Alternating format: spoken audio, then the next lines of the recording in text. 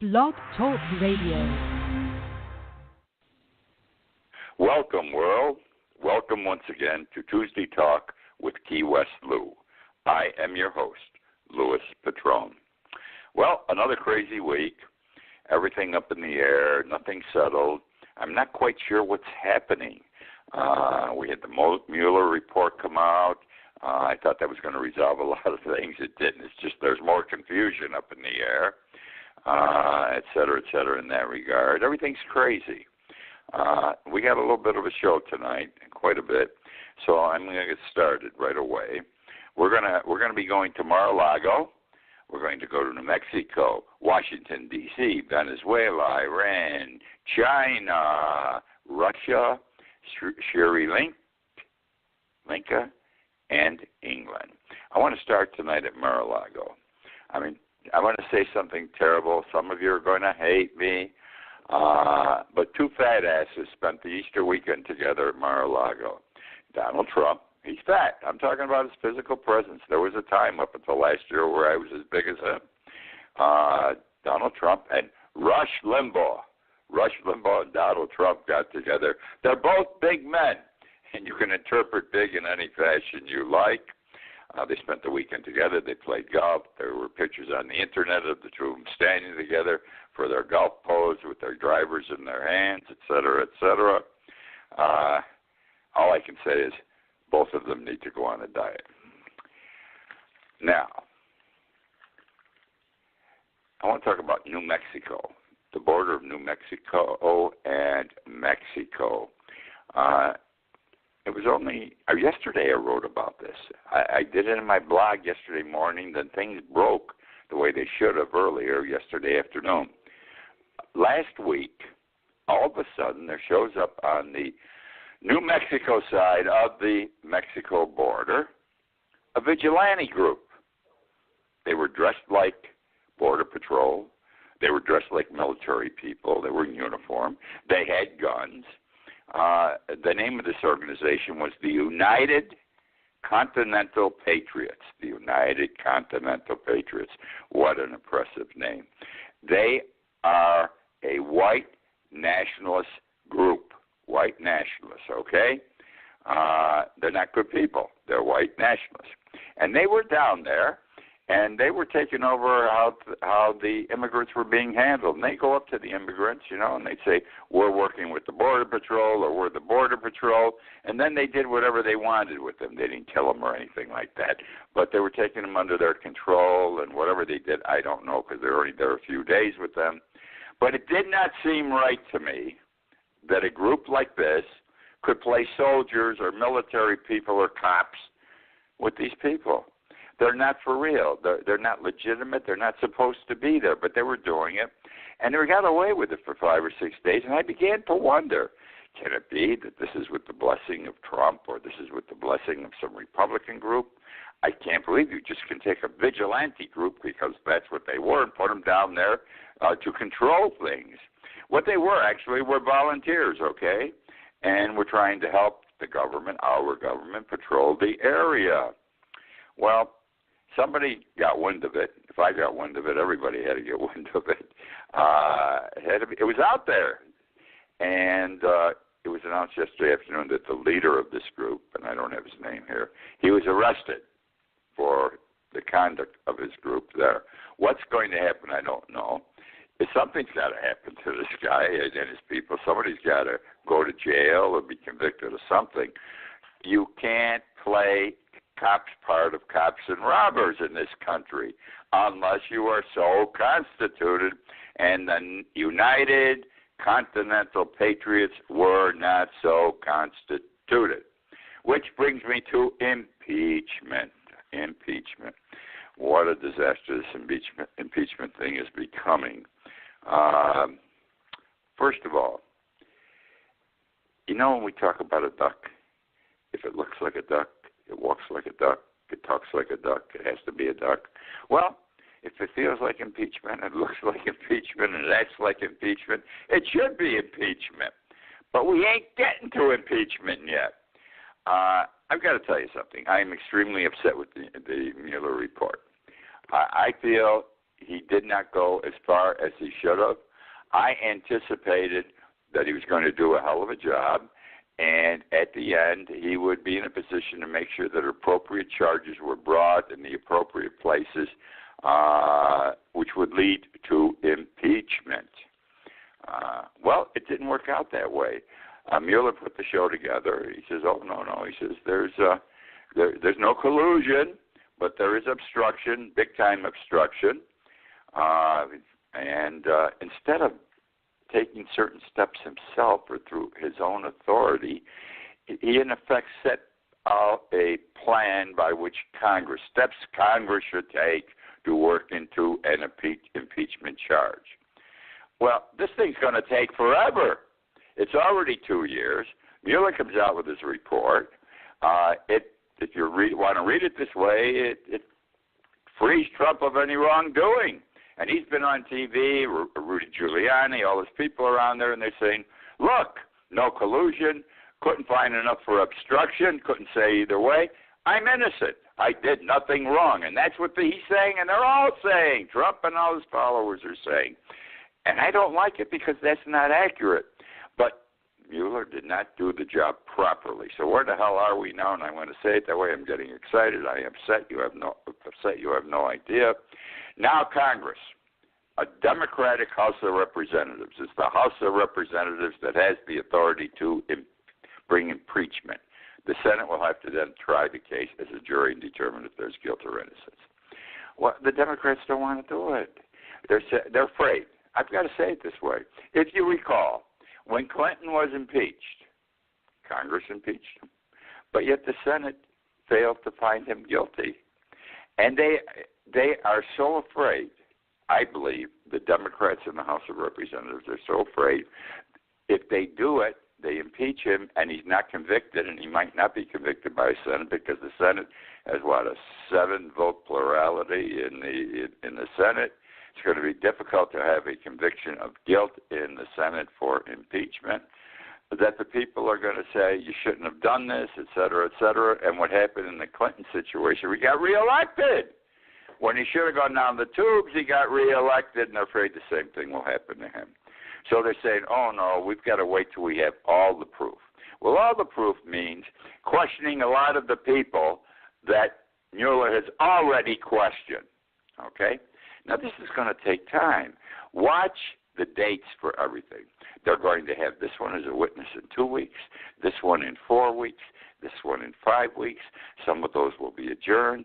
Then they're going to have more than 2 or 3 witnesses, I'm assuming. They say they're, in effect, going to question everybody again and maybe some other people. This thing's going to drag on until next year. All of a sudden, it's going to be an election.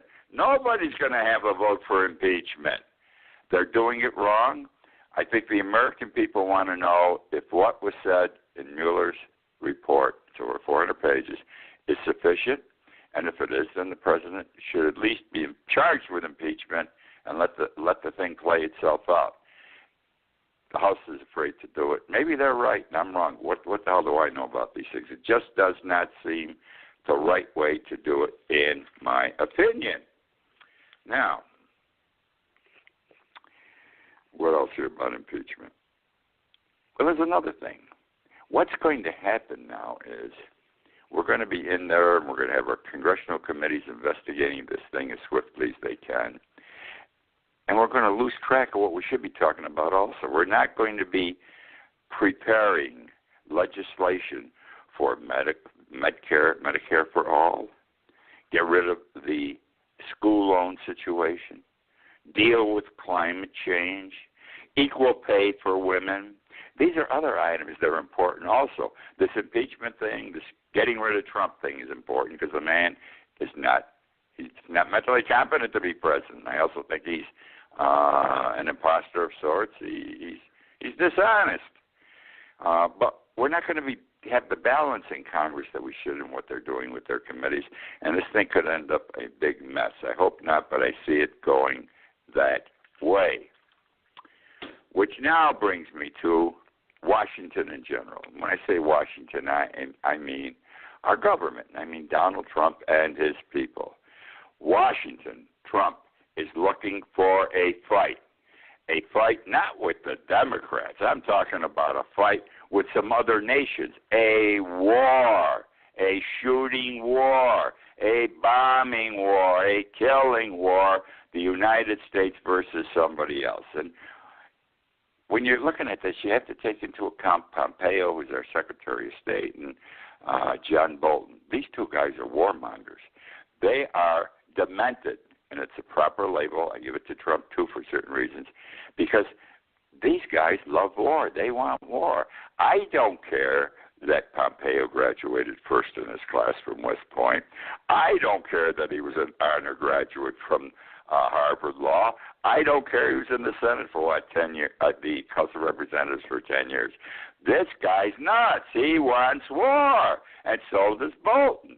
Now, look what's been happening.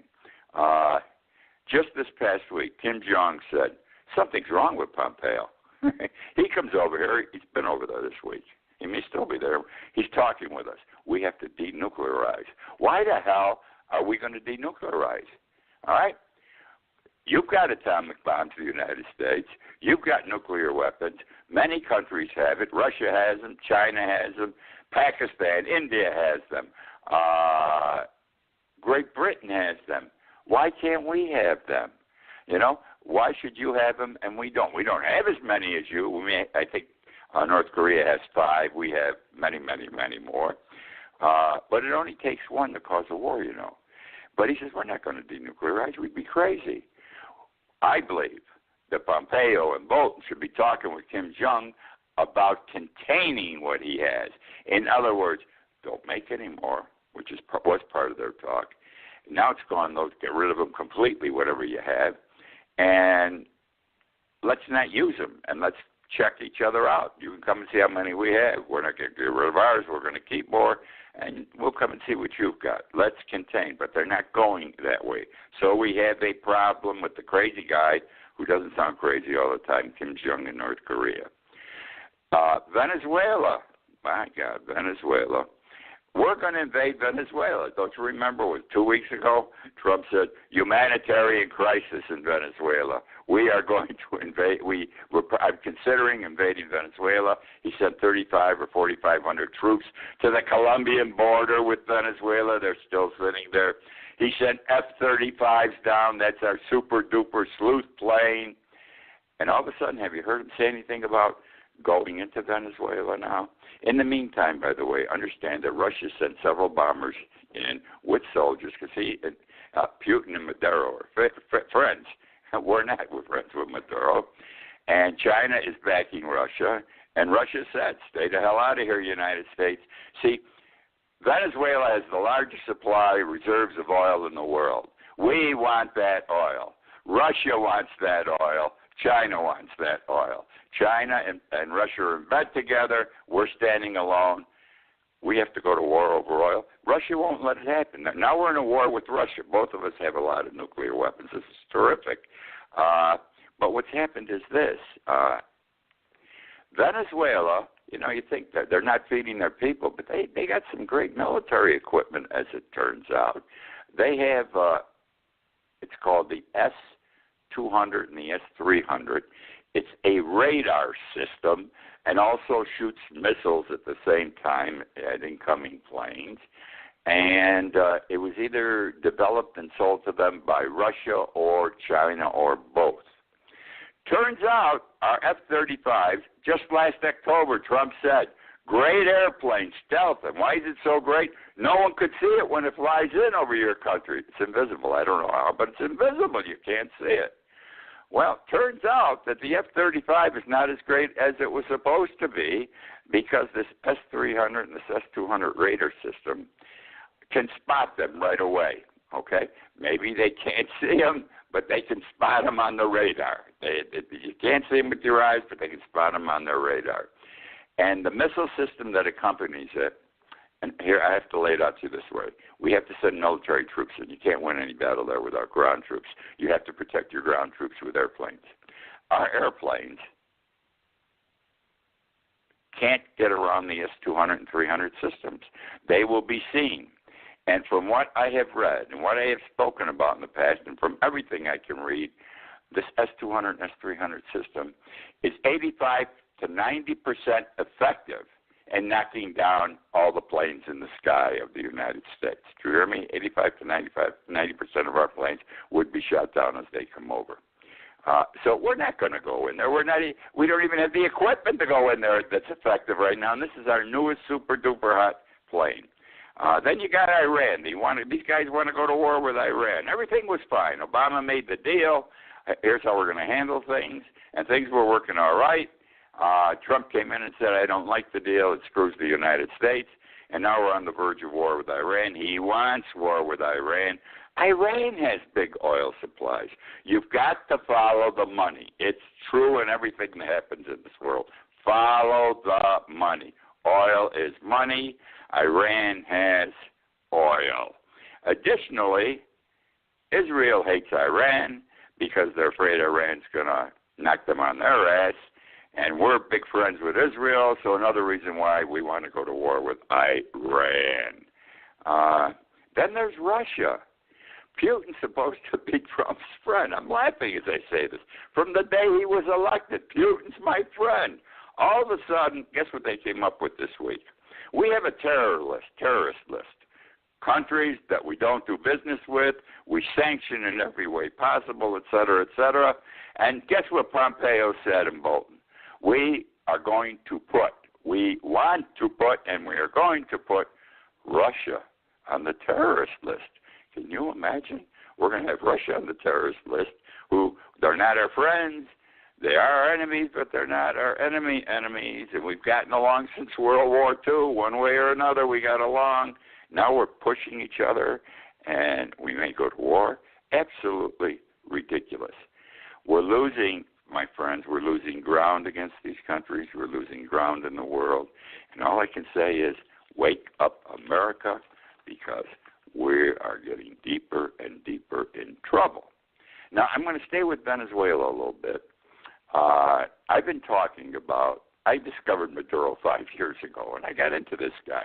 He is so interesting, and I saw what he was doing with his country.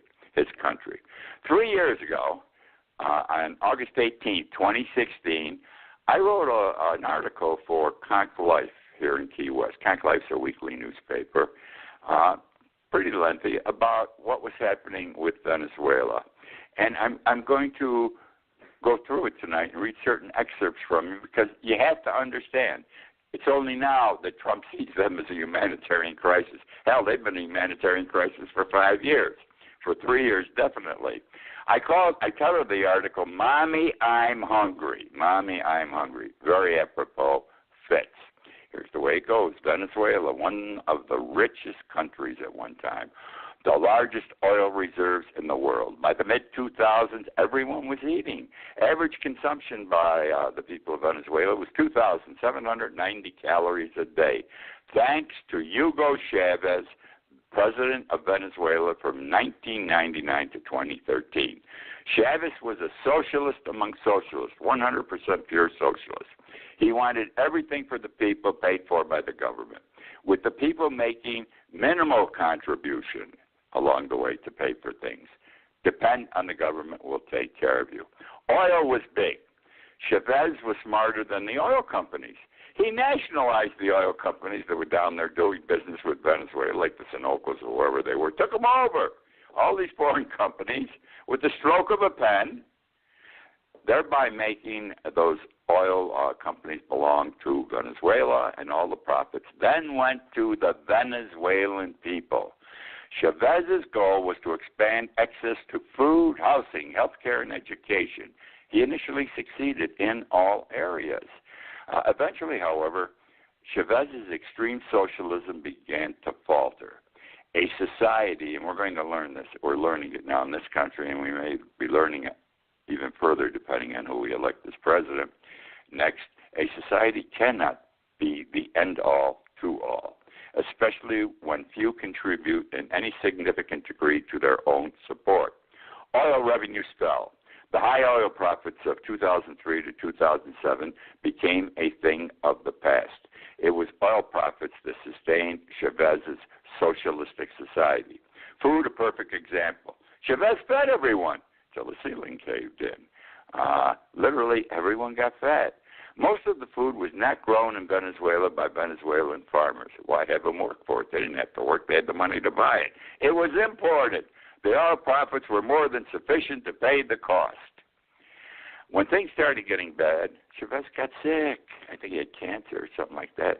The two are not related, but the last 4 years of Chavez's life was fighting to save his life and Venezuela's at the same time. He failed in both respects. He died, and Venezuela, in effect, died also. Chavez died in 2013 from a massive heart attack and advanced colon cancer. Venezuela had become corrupt. He had opposition. There are those who believe Chavez was murdered. Nicolas Maduro became president, inept and incompetent from day one, a puppet of the military. The generals wanted to rule Venezuela. From 2013 to 2016, they succeeded. Today, the generals run everything. They hold all cabinet posts.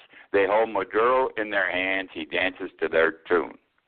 The government is corrupt. The generals are eating economically and food-wise. They want for nothing, as does the puppet Maduro and a handful of high-level civilians. At the same time, the people starve. The first inkling of a problem came in 2013. Maduro had been president less than a year. Venezuela ran out of toilet paper. Did you hear what I said? That was the first crisis. They ran out of toilet paper. Once a person is without, okay, the realization hits home that toilet paper is a necessity of life. There was in 2016, and there is still today in 2019, a shortage of toilet paper in Venezuela. Store shelves had less and less food, eventually no food. People waiting in lines for hours, and finally in the store, nothing remained for sale. In 2014, food shortages hit 28%. In 2015, 75%. Forget the percentages in this year of 2016, as I had written in my column at the time. Famine had moved in. Maduro declared a national food crisis. Food became precious. The New York Times described the situation as follows. Venezuela is convulsing from hunger. I repeat, Venezuela is convulsing from hunger. 2016 also became the year that water came in poor supply. Inflation also in 2016 was expected to exceed 700% by November. I want you to know that today inflation is in excess of 4,000 in Venezuela. Would you believe it? There is no work. Factories cannot operate. This is in 2016. There's no electricity. Maduro, they don't have any power today. We read in the paper. They didn't have any power before Trump became president. Maduro provides electricity 1 to 2 days a week. Maintenance has been neglected, thereby causing the inability to produce electricity. Families need food. People have been forced to extreme measures. Last year, garbage was a source of sustenance. And let me repeat that. Garbage was a source of sustenance. However, garbage pails only hold so much in food products, and they only last so long when many are searching. Then a point is reached where there is no garbage. People have nothing or little to eat. Stealing a neighbor's food came next. Only so much to steal, however.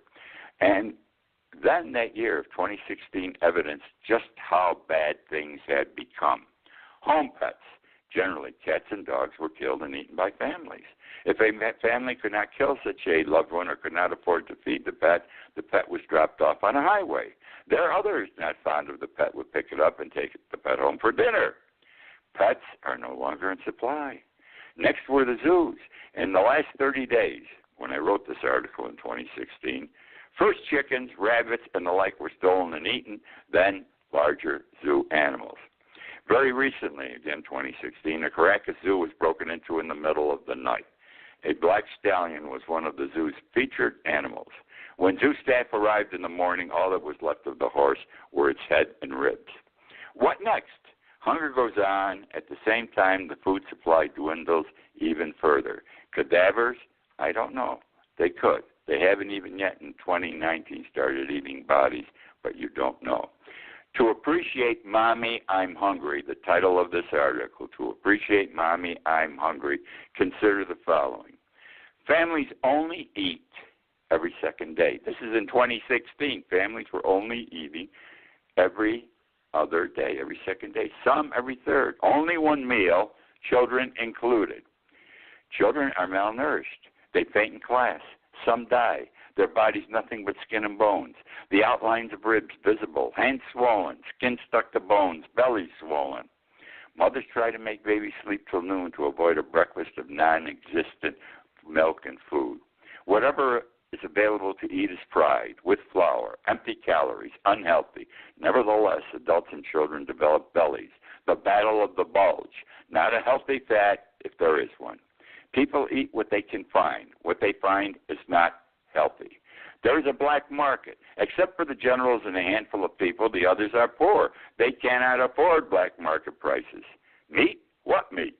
Most have not eaten meat in over a year when I wrote this article in 2016.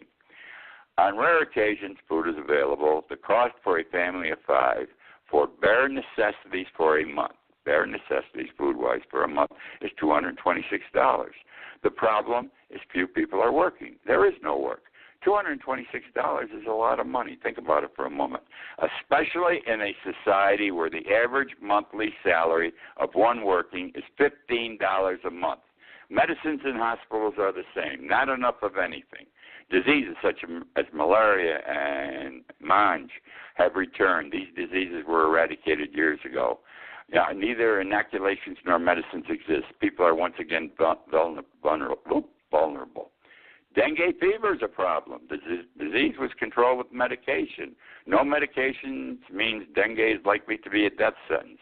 There are no medicines to treat HIV/AIDS. Many HIV-afflicted are moving into the AIDS category because necessary medicines are lacking. Hospitals have neither equipment nor medicines. They are filthy. Cleaning products not available, nor gloves, saline, antibiotics, painkillers, morphine, and anesthesia. Operations cannot be performed not only because of a lack of what is listed in the preceding paragraph. There is no electric power, therefore no air conditioning. The risk of bacterial infection too high to operate. Cockroaches on every floor and every war. There is a sick humor to all of this. People are dying. There are no coffins. Cannot be manufactured nor imported. No power, no money. Chavez hated America. He thought Bush, too, was the devil. Recall his sulfur comment before the United Nations. Chavez was close friends with Fidel and Raul Castro, as is Maduro. As Castro blamed the United States for everything for 50 years, Chavez and Maduro blamed the United States also, especially Maduro. Maduro claims the United States caused Chavez cancer colon by secretly infecting him with cancer. He further claims the people are poor and without food because of Americans. Finally, he keeps his people in line by telling them the United States is preparing to invade, just as Fidel Castro did. I am not sure why I wrote about Venezuela in 2016 when I did. I asked the question at that time, is there a message? Is there a lesson to be learned? It hits home that there has to be a balance, watch what I'm saying, between socialism and liberalism. Both are needed in a society. However, Venezuela went too far to the left, totally too far. And I also said in that column in 2016, beware of crazy leaders. Maduro is on the crazy side, a nut. Weigh your vote heavily in the coming November election. No one listened to me. We elected Trump, okay? What else I don't know? I think I wrote the column at the time because it was a tale of sickness and sadness. Everyone should be aware. It could happen anywhere, anytime. No nation is immune, even the United States. So that's the story about Venezuela that I wrote. I don't know if it was too long for you or too boring. It's interesting. And nothing's different, though, today than it was in 2016 or in 2013. And that's why you can't listen to Trump when he says, oh, there's a humanitarian crisis there. Now we have to do something. He should have done it years ago. Okay. Measles is out of hand. The measles update. It's getting bigger. Right now, the last thing I read this morning was the measles epidemic is up 3. The cases of measles in the United States are up 300% from this time last year. How's that? 300% from this time last year. 20 years ago, it was announced that measles was cured. No one would get measles ever again in the whole world. That assumed everyone would be vaccinated that required it. But people didn't do it. They went to court. They wanted to be exempted. The kids were going to get autism. They didn't believe in shots. religious grounds, and look what's happening now, and we're still not controlling the situation. That's my story for this week of whatever I got to talk about. I have more, but I wanted to talk a lot about Venezuela tonight because I think it's important. Keep in mind all the things I said, especially about that airplane, the F-35 and the S-200 and 300 systems that Venezuela has. That schmuck country, excuse the way I put it, that is supposed to be a humanitarian crisis, which it is in many regards, can shoot our planes down when they come over, 85 to 90% of them. Isn't that wild? Okay, that's it for this week. Hope you enjoyed. I enjoyed doing the show. I look forward to being with you again next week.